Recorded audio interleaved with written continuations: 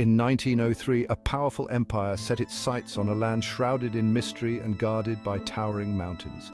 The British, masters of India, were about to launch an audacious invasion of Tibet.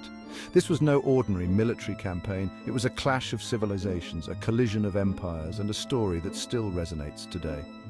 Tibet, a land of ancient Buddhist traditions and a unique culture, had remained largely isolated for centuries. Its high-altitude deserts and treacherous mountain passes were formidable barriers to outsiders. Yet, the British, driven by geopolitical anxieties and imperial ambitions, were determined to penetrate this forbidden land. The invasion of Tibet was a pivotal event in the history of both Britain and Tibet. It marked a turning point in Anglo-Tibetan relations, leaving behind a legacy of mistrust and resentment. The echoes of this controversial expedition can still be felt today, as Tibet remains a region of geopolitical significance and cultural sensitivity. The story of the British invasion of Tibet is a complex and multifaceted one, full of intrigue, ambition, and tragedy. To understand why the British invaded Tibet, we must look north to the vast steppes of Central Asia and the icy peaks of the Himalayas.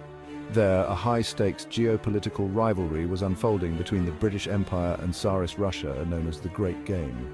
Britain, fearing Russian encroachment upon its prized possession of India, saw Tibet as a crucial buffer state. Russia, with its expanding influence in Central Asia, was viewed with suspicion by the British. Tibet, though geographically isolated, held strategic importance. Control over Tibet meant control over vital trade routes and access to valuable resources. Moreover, the British were convinced, perhaps wrongly, that the Tibetan government was becoming too friendly with the Russians. Rumors of secret treaties and Russian arms flowing into Tibet fueled British anxieties, pushing them towards a more aggressive policy.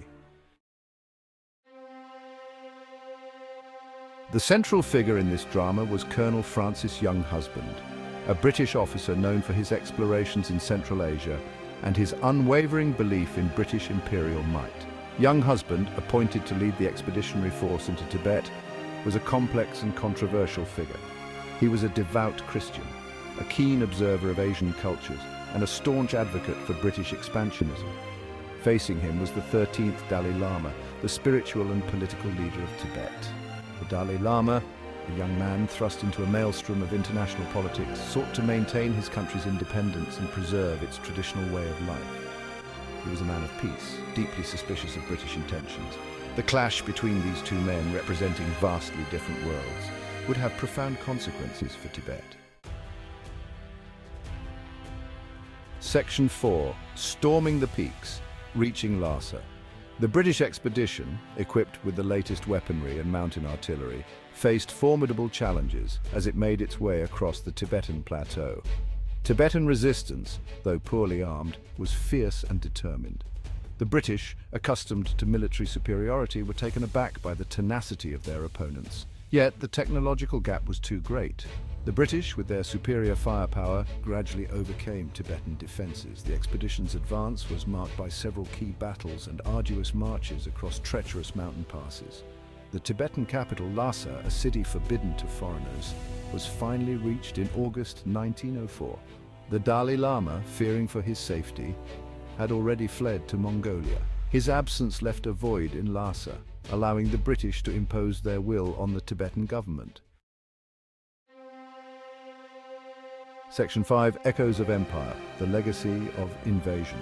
The British invasion of Tibet had far-reaching consequences. A treaty imposed upon the Tibetans under duress forced them to make significant concessions to the British. Tibet had to cede territory, pay a large indemnity, and allow British trade and diplomatic presence in Lhasa. The invasion also had a profound impact on Tibetan society. The British, though claiming to respect Tibetan Buddhism, had violated a sacred land in the eyes of many Tibetans. The invasion sowed the seeds of resentment and mistrust towards the British, sentiments that would linger for generations.